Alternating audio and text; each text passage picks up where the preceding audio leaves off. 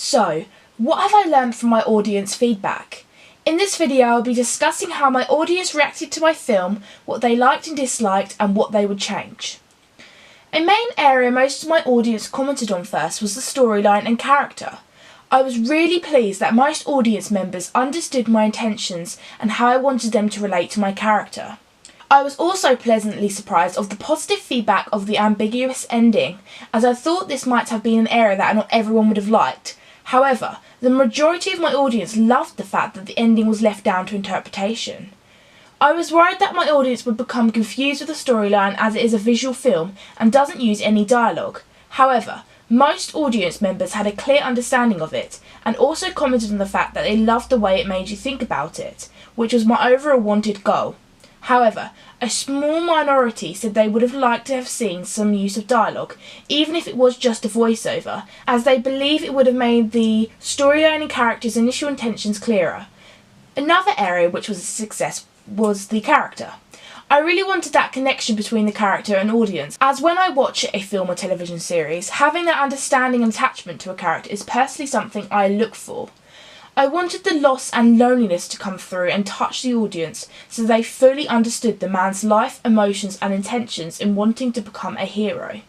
A huge majority of my audience believed in the man having a mental illness, which was an underlying feel in my film. However, this wasn't supposed to be the main focus of my film, but just an element that was supposed to be open to interpretation. Moving on to the cinematography of my film. So audience members seemed to critique this part the most and commented on the creativity and uniqueness of the shots. A particular shot which was mentioned the most was the bird's eye view of the man in the bath when he immerses himself underwater.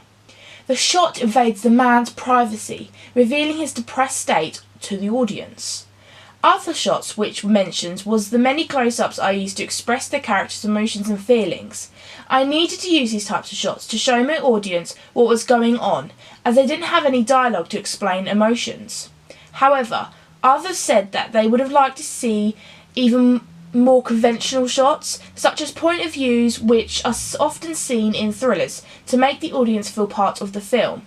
Even though a few audience members disliked my unconventional camera work, overall the majority did seem to enjoy this aspect of my film and understood how conventional camera work wouldn't have fit within the style of my film. The editing of my film seemed to have kind of mixed reviews, as some seemed to like how it explored different techniques, which aren't really seen commonly. However, some believed it made my film seem like an amateur. I can unsure these unsure reactions, as if I was to do it again I would improve the double exposure. Doing this would make it seem more professional. This would be done by making my editing more clean and precise, so it has a high standard for my audience to enjoy. However, even though this feedback came through, there was also a lot of positive comments about my editing. I think the double exposure and split screen was something you would either love or hate, and the people who loved it thought it added to the film significantly. I really took a risk using these, and using the superimposition was there to make the premonitions seem more dreamlike and make this come across clearer to the audience, as I thought if I didn't add some sort of effect to these parts then the audience will become confused. This worked really well in showing this, as I think everyone fully understood how they were visions or premonitions the man was experiencing, as this was something I was really worried they wouldn't understand. And I was so glad the audience understood my intentions. So the split screen was mainly there to make the film a slower pace and to tell the audience how hard working the protagonist's day is. It was also used to show how he is a working class man, so I kind of felt as though this was a success, as the audience seemed to really connect with my character through this, and felt sympathy towards him. So my audience seemed to really criticise the music really enthusiastically and positively, as they felt it made a huge difference to my film and played a huge role to set the mood as a thriller. They commented on the high synths and bassy drones, and they liked how it highlighted the important moments, such as when the man is looking at the newspaper there is a high loud synth. This allowed my audience to think more about the significant moment. They also liked how the piano repeated all the way through and developed towards the end, allowing a tense build-up to occur and make the plot twist become more dramatic for them. So the actual sound of the film was said to be well recorded and added a realistic touch to the film, One audience member also specifically commented on how they like the singing birds when the man is waking up, to represent how it is morning, and liked how the man was reacting to such a beautiful and happy sound, which kind of contrasted against his lonely and depressed state. This made me extremely happy that someone in my audience picked this up. It was such a small factor that I included, and only myself thought I would understand it. I didn't expect it to be noticed. However, there was one mishap in my sound, which was the audio not being properly in sync in one shot when the window is going down. Even though this is an element in my film which pains me to watch, none of my audience have commented on the mistake, nor have seemed to notice.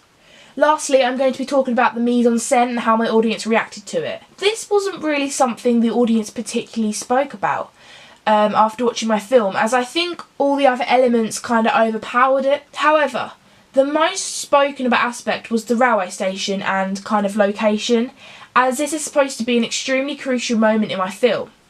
However, audience members didn't really comment so much on this, as I believe the plot twist overtook it. This was an area I was really disappointed in, as I wanted the location to be a big moment for my audience. However, the comments I did receive were positive, such as how they liked the fact it wasn't completely conventional, such as a cellar or wooded area. They also liked how it linked up towards the railway by the end, as you saw clues and hints all the way through, with my premonitions, the newspaper, and finally the evidence board, which kind of built up into the protagonist kind of finally going to the crime scene. The audience also made comments such as it reflecting the character, how it is abandoned and empty. I was glad this point came through, as this was something I really wanted as my main intention. Certain audience members also liked the fact that the man's room gave hints to his character, such as old dusty books to show how he is intellectual and intelligent, which is later shown when he unravels and works out all the murders. If you look closely, I have added lots of details to reflect my character.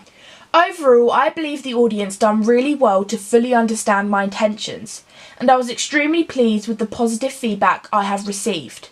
My main area I wanted was for my audience to raise questions and have their interpretation of the film, making them think, which I believe I met with success. So this was a question 3. I very much hope you enjoyed, and I will see you for question 4, my last evaluation question.